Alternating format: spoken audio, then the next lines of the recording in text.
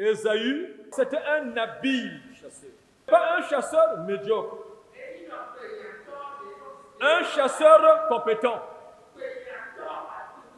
Et c'est à partir donc de son occupation professionnelle qu'il va maintenant construire son destin et briser le joug de malédiction qui a pesé sur lui. Les Israélites sortent de l'Égypte.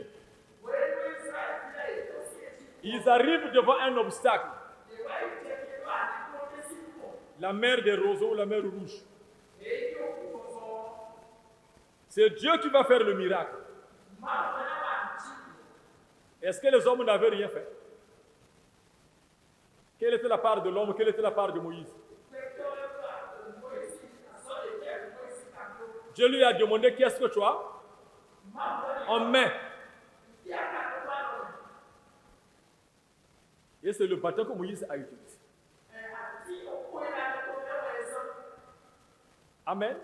On a toujours quelque chose à disposition à utiliser pour déclencher notre victoire, pour déclencher notre miracle, pour changer notre destin. Toujours. Et c'est ça qu'il ne faut pas négliger. C'est ça qu'il faut utiliser. Et il faut bien l'utiliser. Et donc, quand il a continué à faire ses parties de chasse, il est sorti de la malédiction. Il y a des textes qui nous le disent. Que le destin prophétique n'avait pas triomphé d'Ésaü, mais il avait renversé la tendance. Parce qu'il avait utilisé son épée. Est-ce que les croyants que nous sommes en Jésus-Christ, Dieu n'a pas mis à notre disposition des armes spirituelles? Qui croit en Jésus, à qui Dieu n'a pas dit, voici les armes spirituelles? Est-ce que quand nous lisons Éphésiens 6, il nous est dit là-bas que les armes spirituelles là sont mises à la disposition des pasteurs seulement? C'est donné à qui? À tous les chrétiens, toutes les chrétiennes. On nous dit même dans ce texte-là qui parle du combat spirituel que tous les jours ne sont pas les mêmes, il y a des mauvais jours. Le seul qui peut tenir bon au mauvais jour, c'est celui-là qui sait prendre les armes spirituelles. Puisque Jésus a tout accompli à la croix, lui, il s'est fait malédiction pour que nous devenions bénédiction. Mais pourquoi beaucoup de chrétiens continuent comme à être dominés, vaincus, laminés, malmenés par les blocages, même par les maris de nuit, les femmes de nuit? Genèse 28, 6 à 9. Vous voyez ici, Ésaü corrige une faute. Au sujet du mariage,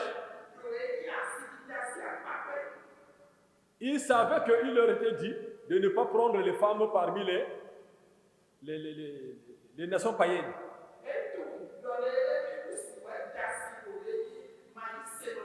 C'est la même chose que Dieu dit aux chrétiens aujourd'hui. Ne vous mettez pas sous le même attelage avec les incroyants.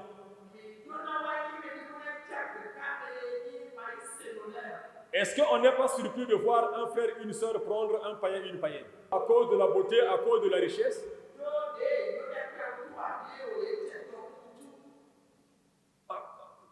Comme on ne vit pas de la même nourriture, ça va coincer dans le foyer.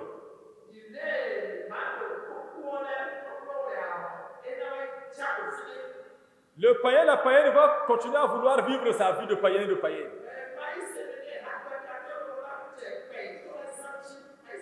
Tu ne pourras pas arrêter ça. Parce que la vie de Dieu ne vient que par la nouvelle naissance.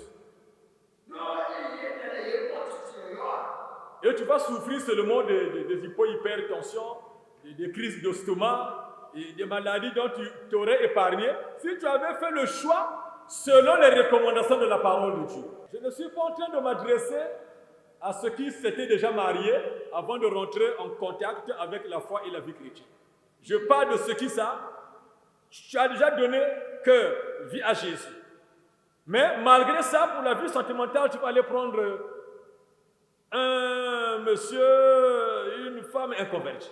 Quand il va commencer à t'exiger des sorties en boîte tous les week-ends, ça devient ton problème.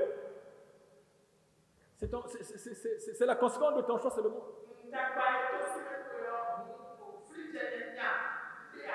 Donc lui, il a compris. Et après, il est parti choisir dans la famille d'Ismaël.